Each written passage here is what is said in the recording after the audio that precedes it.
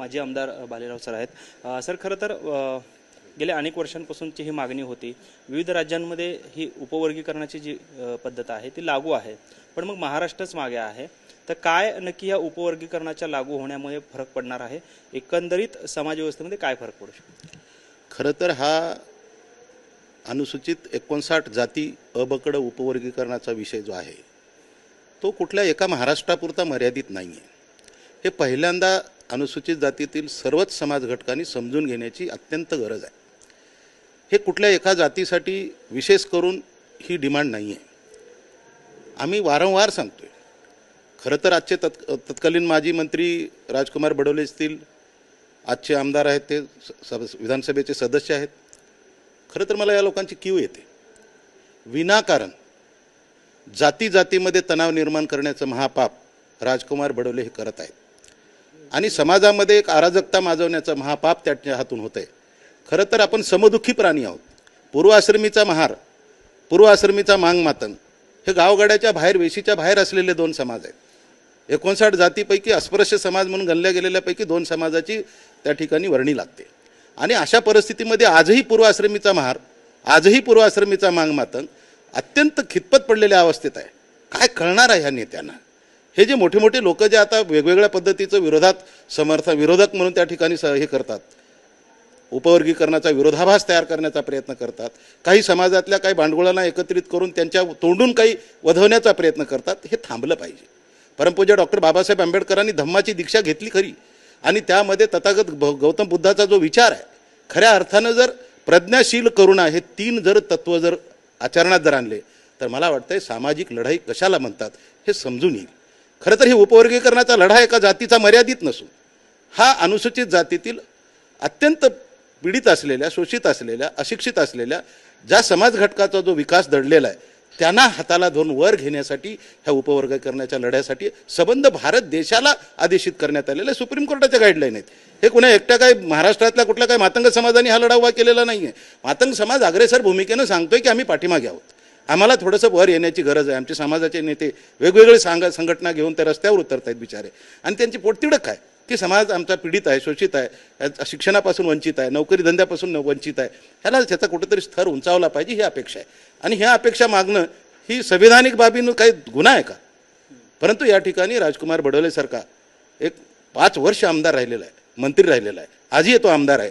परंतु या आता राजकुमार बडोलेला खरं तर ढवाळे लागलेले असतील, कारण आता ते भारतीय जनता पार्टीचे पूर्वाश्रमीचे होते. मीही त्यांच्यासोबत आमदार म्हणून काम केलेलं आहे. काय दिवे लावलेत त्यांनी सांगा बरं? मला तुमच्या मीडियाला विचारायचे, काय दिवे लावलेत त्यांनी? 33% वरी 1 रुपया खर्च झाला नाही, 67% दर बजेटमध्ये लॅप्स व्हायचं.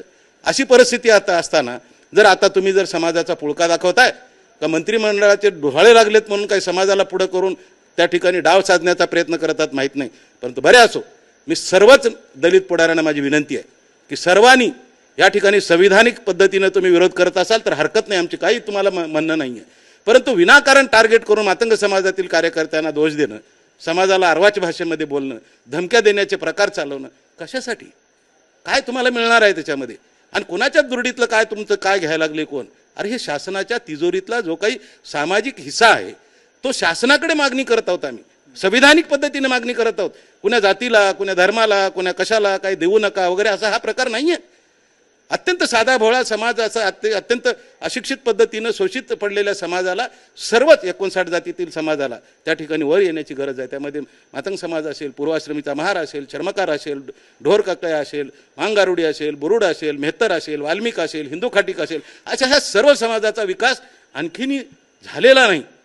आणि ह्या उपवर्गीकरणाच्या माध्यमातून त्या समाजाला न्याय मिळेल अशी ही मागणी आहे. आणि ही भूमिका ही काय वाईट आहे का भूमिका? काय याच्या मागून किंवा या भूमिकेवरती सरकारला टार्गेट केलं जात आहे की सरकार जातीमध्ये किंवा समूहामध्ये म्हणजे SC समाजामध्ये तेढ निर्माण करत आहे आणि स्वतःची एक वोट बँक तयार करत आहे आणि फूट पाडते आमच्यामध्ये, आणि या फुटीला आपण बळी पडू नका असं आवाहन वेगवेगळ्या आंबेडकर नेत्यांकडून केलं जात आहे. मला तरी आंबेडकर नेत्यांच्या माध्यमातून त्यांचं करावं तेवढं कौतुक कमीच आहे सामाजिक दृष्टिकोनातून विचार केला तर. परंतु जर आंबेडकर चळवळ म्हणून जर आम्ही चालवत असू, आपलं स्वतःचं तरी ऐक्य एकत्रित झालंय का? हा मूळ प्रश्न आहे. मग आपल्या सोबतचा असलेला समाज आपल्या सोबत आलाय का? त्याचा सर्वांगीण विकास झालाय का? ह्याचं कोण लक्ष दिलं पाहिजे होतं? आंबेडकर चळवळीनेच द्यायला पाहिजे होतं ना. मग आंबेडकर चळवळीमध्ये आजही नेते एकत्रित येत नाहीत. किती दुर्दैव आहे. आता असं बोलल्यानंतर मग ते लगेच ट्रोल करायला सुरुवात करतात. तुम्हाला लय शहाणपणा आलं का म्हणतात, तुम्ही किती शिकलाय म्हणतात, तुमचं शिक्षण काय म्हणतात. अरे आमचं शिक्षण किती आहे, आमचं किती शहाणपण आहे ते काढण्यापेक्षा दलित ऐक्य चळवळीचं जर आपण एकत्रितरित्या जर आपण आंबेडकर चळवळीत सुद्धा एकत्रित येऊ शकलो नाही तर ह्या 59 जाती कधी एकत्रित येतील आणि कशा पद्धतीने त्याचा सर्वांगीण विकास होईल. थोडंफार आपण शिकलो, देशात विदेशात गेलो म्हणजे याचा अर्थ की आपला सर्वांगीण विकास झाला असा नाही आहे. या तुम्हाला मी घेऊन जातो. मी वारंवार मीडियाच्या माध्यमातून सांगतोय, चला आमच्या ज्या काही दलित वस्ती म्हणून जे आहे, ज्याला पूर्वाश्रमीचा महारवाडा म्हणतात, पूर्वाश्रमीचा मांगवाडा म्हणतात, त्या वस्तीत या. संध्याकाळी येऊन बघा आमची पोरं काय अवस्थेत पडलेले आहेत, व्यसनाधीनतेनं बाधित झालेले आहेत, कुठं झोपलेत त्यांना कळत नाही, एवढी वाईट परिस्थिती त्या ठिकाणी डोळ्यानं पाहू वाटत नाही. अशा पद्धतीची आमच्या महिलांची जर परिस्थिती जर बघितली, तुम्ही जर त्यांचं जर रक्त तपासणी केलं, त्यांच्या रक्तातलं जर लोह बघितलं तर कितीतरी कमतरता त्या ठिकाणी जाणवते. कुपोषित आहेत की काय अशा पद्धतीची परिस्थिती निर्माण झालेली आहे. भारत देशाला आझादी मिळून 79 वर्ष झालेले आहेत. आम्ही खाण्यासाठी जगतोय का जगण्यासाठी खातोय अशी परिस्थिती असताना तुम्ही जर या ठिकाणी आम्हाला RSSला जोडताय, आम्हाला मनुवादी म्हणून जोडताय, किती किती तुम्ही त्या ठिकाणी षडयंत्र करताय.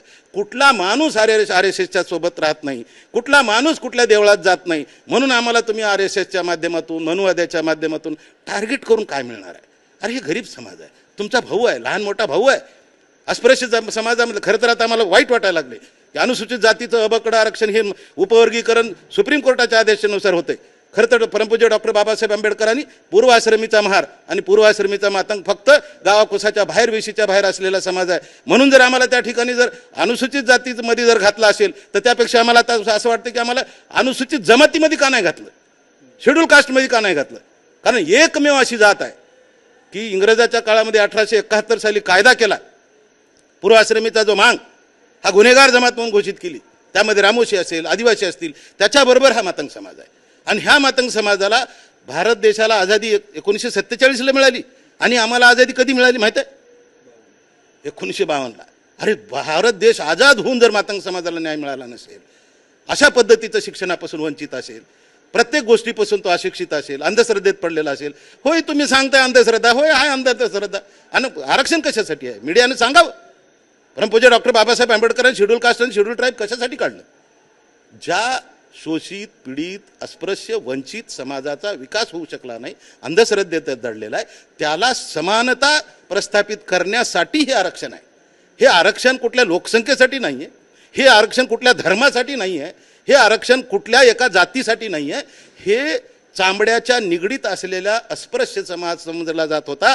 अशा निगडीत असलेल्या अस्पृश्य समाजातल्या काही ठराविक जाती काही शेड्यूल कास्टमध्ये घातल्या, त्यामध्ये काही अनुसूचित जमातीमध्ये घातल्या, म्हणजे शेड्यूल ट्राईबमध्ये घातल्या. त्यामध्ये खऱ्या अर्थानं अनुसूचित मी दावा करेन इंग्रजाच्या काळामध्ये पूर्वाश्रमीच्या महाराला बक्षीस दिलेलं आहे.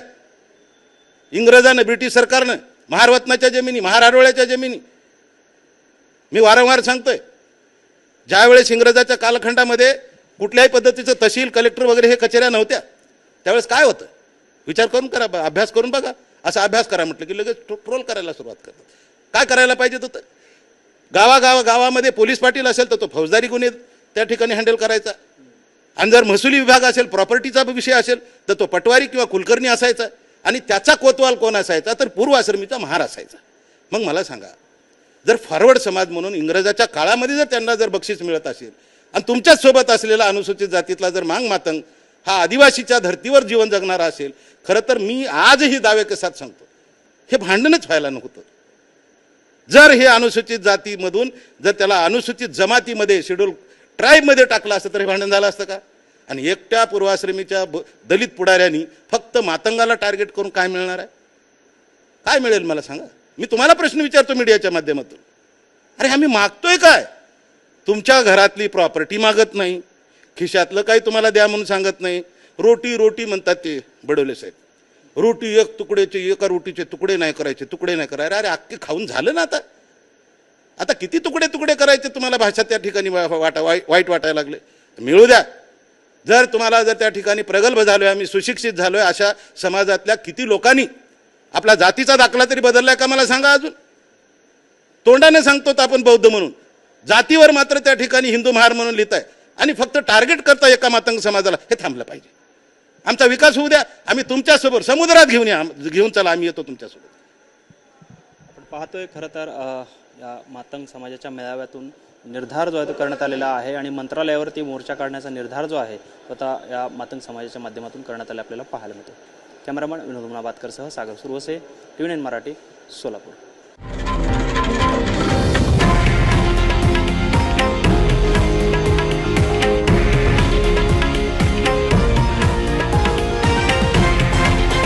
हे आहे देशातील नंबर 1 न्यूज नेटवर्क आणि आपण पाहत आहात TV9 मराठी, एकमेव.